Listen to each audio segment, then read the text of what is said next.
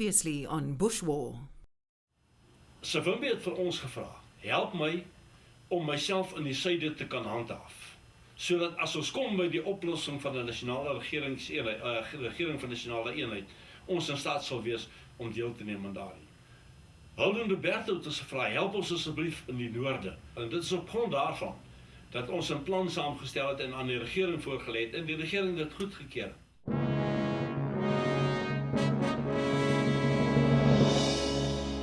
November 1975. Three factions were battling for control of the newly independent Angola: the FNLA in the north, the MPLA in the central region around Luanda, and UNITA in the south and east. The MPLA had the support of the Soviet Union and Cuba. South Africa, with the CIA in the wings, backed the FNLA and UNITA. In the south, an advance under South African command was recapturing territory on behalf of UNITA. In the north, the FNLA's Holden Roberto asked for specific assistance. He had one major ambition. He wanted to capture the capital Luanda before Independence Day, the 11th of November 1975. Toe sê hulle vir ons, hulle wil kanonne by ons hê. Toe meet ek die afstand, is die pad wat van Ambriese af gaan. Loop aan die regterkant is daar 'n seevlakte, en aan die linkerkant is daar 'n moerasvlakte wat deur 'n rivier veroorsaak word, en die ding is 10 kilometer breed. En as hulle van Ambriese af Luanda wou aangeval het, dan moes hulle 10 kilometer deurgegaan het met Luanda wat op hoë grond aan die ander kant sit, hulle sou hulle flinters geskiet het. En ek het toe vir meneer PV Botha gesê, ek dink nie ons moet dit doen nie.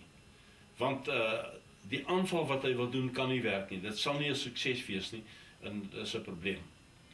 En meneer Botha het my toe uitgevra, sê maar hoekom? Toe sê ek vir hom, kyk, ons 500 ponder skiet maar net omtrent 10 kilometer ver, en met ander woorde, jy sal amper in die moeras moet ontplooi om te kan jou bomme gooi op Luanda. En so het ek aangegaan, en toe sê meneer Botha van my, maar generaal, jy het dan nie 'n beter kanon wat verder kan skiet nie. Sê ek, ja meneer Botha, ons het 5.5 duim kanonne, die 140 mm. Hy kan verder skiet. Maar die kanon is swaar, en om hom hiervanaf te vervoer na Ambriese toe, is moeilik. Maar hy sal die teiken kan bykom so. En toe sê meneer Botha, maar hoekom kan jy nie vervoer? En sê ek, meneer Botha, hy is te swaar vir ons 730ste. Toe sê hy, generaal, en dis belangrik, hy sê, as Afrika ons vra vir hulp, dan moet ons hulle probeer help. Hy sê, as gaan nou, en as jy die 140 mm, die 5.5 duim kanonne nie, en daar kan kry geheel nie, dan haal jy hulle uit mekaar uit. En jy laai hulle in die vliegtuig, en jy vat hulle so, en jy sit hulle weer daar aan mekaar. Maar ons kan nie vir Afrika teleurstel as hulle vra vir hulp. Dit is 'n Vrydagmiddag. Jy sal my nie glo nie, Saterdagmôre 10 uur, is 2 730's weg, met 2 140 mm kanonne, en ammunisie, op pad Ambriese toe. Brigadier Ben de Wet Roos headed the team sent by the SADF. From the word go, he was worried about the FNLA's ability to carry out the attack successfully. But Holden Roberto would not give up on his plan. That would have been quite out of character, as Brigadier Roos knew well. Hy het gesê dat 'n mens kan nie eers 'n Land Rover daar vat om ergens heen te gaan voor jy nie eers Holden Roberto se toestemming kry nie. En hy sê hy het toe 'n gesprek gehad met Holden en vir hom gesê, luister, kyk, in oorlog werk dit min of meer so, het werk maar in ander besighede ook so. Jy moet dan jou soort van operasionele doelwitte identifiseer en dan 'n soort van besluit kan maak oor hoe daai doelwitte nou bereik kan word, en dan moet jy maar operasionele orders gee om dit nou te bereik, en jy moet ook dan nou delegeer in hierdie proses. Toe sê hy, toe hy nou klaar is, toe sê Holden vir hom, dis waar wat jy sê, maar jy weet, oorlog is so 'n belangrike ding, jy kan dit nie vir die generaals los nie. Against the advice of Roos and Viljoen, the attack was planned across the open plain. At daybreak on the morning of the 9th of November, South African guns opened fire for the first time since the Second World War. They had to provide cover for the FNLA troops. 6 uur die oggend was die kanonne reg. Hulle skiet omtrent so was ek amper 30 kilometer ver swom. Toe begin die kanonne skiet. Die idee is om die aanval in te voer so vinnig as moontlik, sodat as die bomme nog ontplof en die mense aan die ander kant koets en bang wees, dan moet die mense deurbeweeg. Ander woorde, ons gee dekking. Ons verseker 'n veilige oorgang oor hierdie vlakte van 10 km vir Huldenberg se aanvallende magte. Die kanon het geskiet en geskiet en geskiet, en die magte kon nie uit van Huldenberg nie. En toe hulle uiteindelik uitvind wat Ben Roos hulle uitvind wat aangaan. Toe sê hulle nie, maar hulle het nog ontbyt. Toe is die kanonne se ammunisie opgeskiet. Maar hulle is toe in haas probeer die vlakte oorsteek, en hulle het uitstekend gevorder, tot hulle baie naby was aan die ander kant. Hulle was feitelik deur gewees. Toe die kanonne nie meer kon skiet nie, toe die vuurpylrigters aan die ander kant met hulle rooi oë begin skiet, en hulle daai klomp aanvallende troepe uitmekaar geskiet. Nothing was left of the FNLA. The 8-kilometer built-up road through the swamp to Luanda became known as the Road of Death, with dozens of dead and wounded soldiers strewn across the ruined surface and in the ditches on either side. Hy het toe hardkoppig gewees, hy het gegaan en hy het toe op sy bloedneus gekry. En dit was ook meteen die einde gewees van die FNLA. Daarna het jy eintlik nooit weer van hulle gehoor, dat dit van die toneel verdwyn.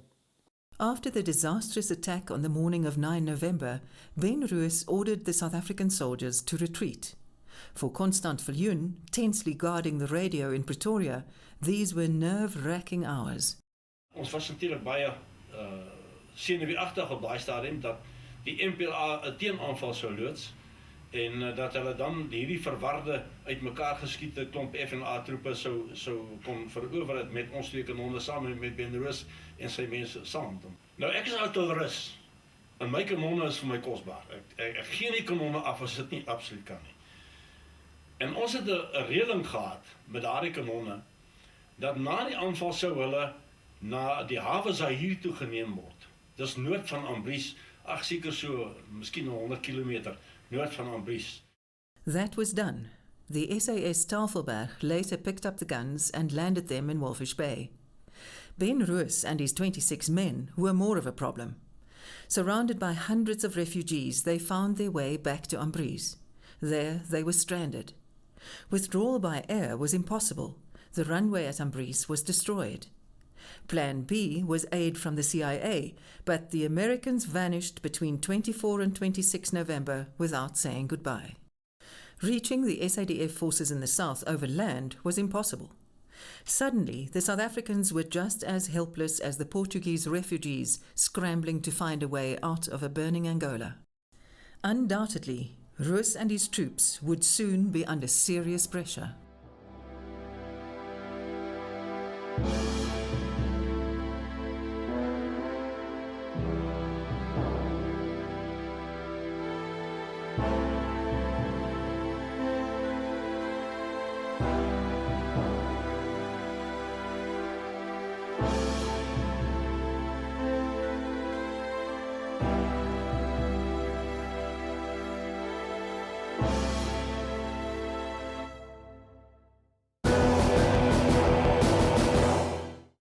A daring plan was devised to send the Navy to fetch the men, thousands of kilometers from their base at Simonstown.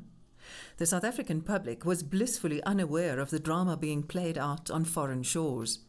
News bulletins were dominated by the fall of Saigon and the American withdrawal from Vietnam.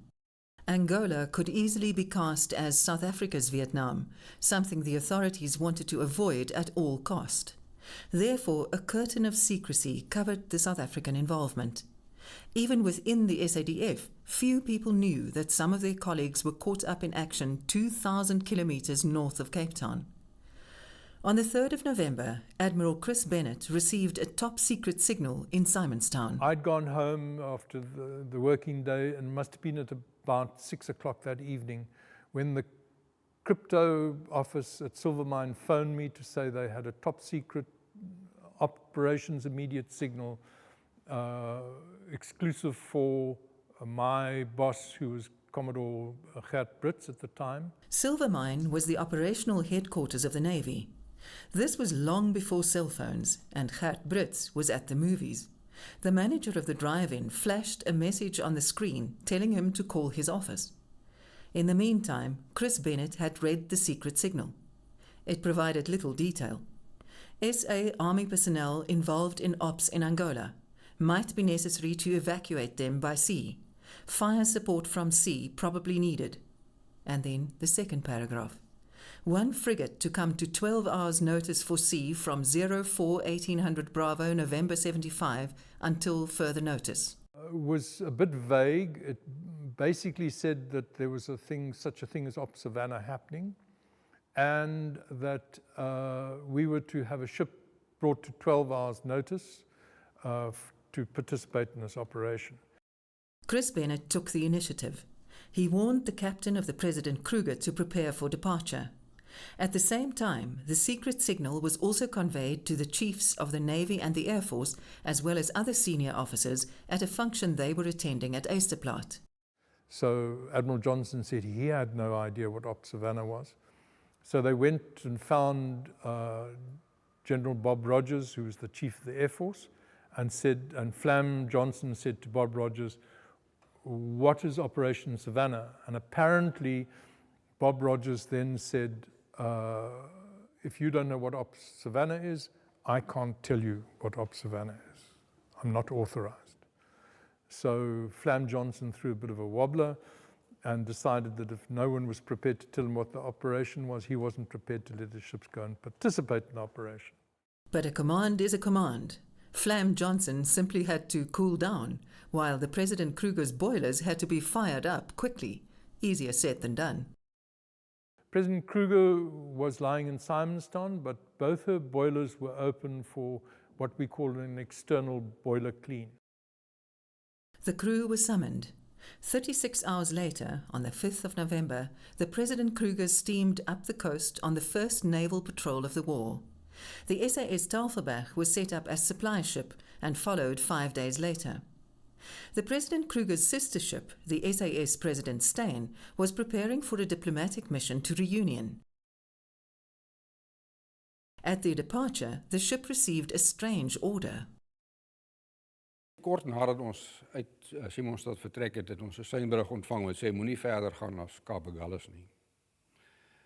En wag vir verdere bevele. En ons het toe gaan anker in Gansbaai. En die kaptein het toe vir my gesê, wat gaan ons nou doen? Sê kaptein, ek dink ons moet ons bootwerk oefen. Once we realized that we were no longer going on a diplomatic mission, that our purpose for going to sea was a lot more important, then things became quite serious in terms of, did we have the right equipment? Were we trained for what it was that we were going to be doing? No one knew what they were supposed to be setting out for, but Andre Radman did have certain suspicions. A friend of his worked at the Air Force Base in Pretoria. Hy het vir my vertel dat daar militêre operasies aan die gang was. Hy sê hy weet nie wat presies aan die gang is nie, maar die vliegtuie vlieg klaar na die grens toe en hy dink daar's iets groots aan die gang. He was right. Operation Savannah in South and Central Angola depended upon an air bridge which moved at least 6,500 tons of cargo and about 5,300 passengers to and from the operational area over a period of about 6 months. More than 4,000 refugees were brought to South Africa by the Air Force. Selfs die hoof van die vloot het nie geweet nie. Dit was so hoogs geheim geklassifiseer dat selfs die hoof van die vloot nie geweet het ons het in 'n oorlog betrokke nie. At this point, the FNLA onslaught on Luanda had long been abandoned, and Ben Roos and his team were stranded at Ambries, very far from the Namibian border and safety. The enemy was closing in relentlessly. Time was running out. The President Kruger completed her patrol and returned to Simonstown. The President Steyn was lying at anchor in Gansbaai. Ons vang ons die seinberig om te sê ons moet Kaapstad toe gaan.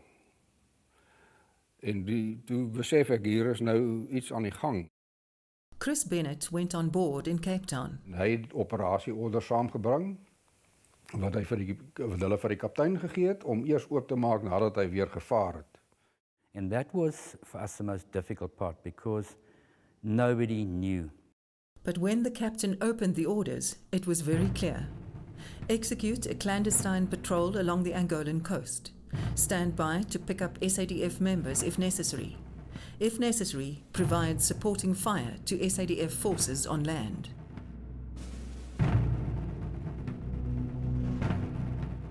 The need for secrecy brought an end to a Navy tradition. All recognizable markings had to be removed. That meant the big number on the side of the ship, the springbok on the chimney, and the yellow copper lettering of the nameplate. Only a small storm flag could be hoisted. All the President-class vessels in the Navy had been adapted to carry the small Westland Wasp helicopter, which gave them a unique shape. Even so, all distinctive markings were removed, including the springbok on the chimney, a tradition from the Second World War.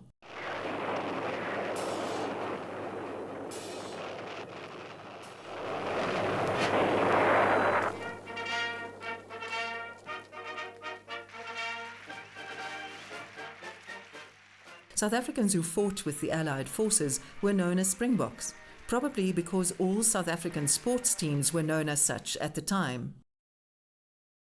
By the end of the war, the South African Navy started attaching a Springbok emblem to its chimneys to distinguish their vessels from all the others flying the colours of the United Kingdom. While the chimney Springbok literally became extinct, another naval tradition formed an integral part of the rescue, the annual rowing regatta. The winning team's boat was called Superduck. That became the code name for the operation. The President Steyn met the SAS Tafelberg north of Walvis Bay to pick up supplies and fuel. Maintaining strict radio silence, they nearly missed each other, but soon the operation was back on track. That night of 27, 28 November 1975 is probably a night fewers will forget of those of us who were involved. It was a very small team who were involved, who were in the know at maritime headquarters. We knew that President Steyn was going in. We knew it was extremely difficult. We knew that President Steyn would not contact us except in an emergency. We were then all on completion of the operation. We were therefore very concerned about the whole thing. A site had to be chosen for the pickup. Ambriz was too dangerous because it would have brought the ship within range of enemy planes from Luanda. Roos and his men had to move further north to Ambrizet, a fishing village about 70 kilometers from Ambriz. Die oggend moes ons hulle oppik want hulle het gesukkel om by die plek uit te kom. Die pad was baie swak geweest. En op die ou end het ons uiteindelik die bote kon lanseer, maar om die plek te vind was reeds 'n probleem. Die vuurtorings was verdoof, daar was geen ligte aan waarop ons kon help met navigasie nie. En toe het ons ook gesien die voertuigligte wat hulle die leermanne vir ons aangeskakel het om te wys waar hulle is. Toe kon ons die bote instuur. The questions that went through our mind: who were we going to meet? Were we going to meet with opposition? They were unknowns, and they remained unknowns until we eventually got to the beach. And as we got closer, we could pick out quite clearly that there were several people on the beach. We anticipated that. We could pick out the outlines of trucks in the lights that were switched on, and eventually we made it ashore. Now, imagine this: 3 Navy DSBs arriving ashore, not knowing who to expect. We ourselves were dressed in our diving suits, with black in our faces. We weren't sure whether we would be speaking to our own people, somebody else. Did we need a foreign language? And you arrive and you meet people who you've known. And all you want to do is have a beer. But there was no time for a laugh and a beer. Daybreak was close, and the gunners had a load of equipment which had to be brought home. The sailors radioed the ship to send the motorboat and the helicopter. Hours and hours of training now rendered a dividend. The boats and helicopter moved to and fro with strict discipline. The helicopter was guided to land in the dark on unknown terrain. People and equipment were brought on board the President Steyn safely. By the time we were ready with our last lot, it was already getting light, and there was concern because we didn't want to hang around too long, not knowing who might be waiting over the horizon.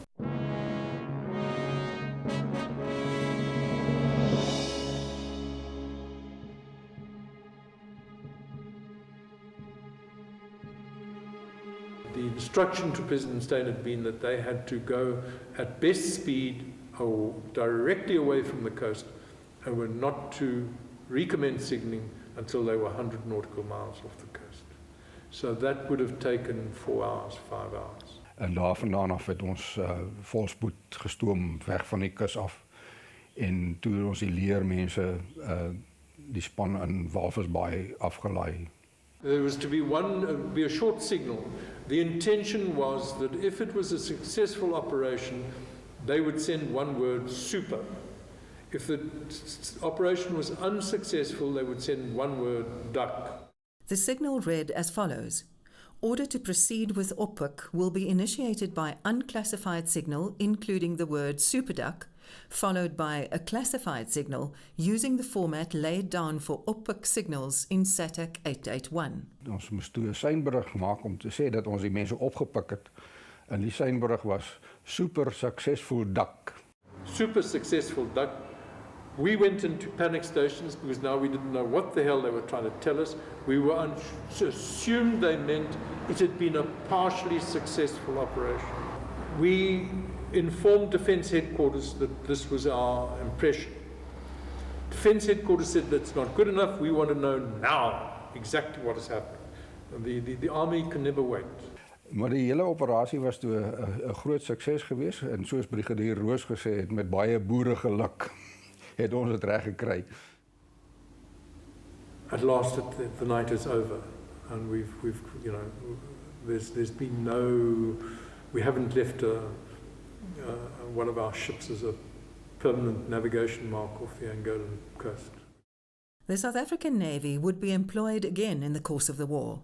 Many a time, submarines transported Special Forces operators along the east and west coast of southern Africa to their target areas and returned to extract them.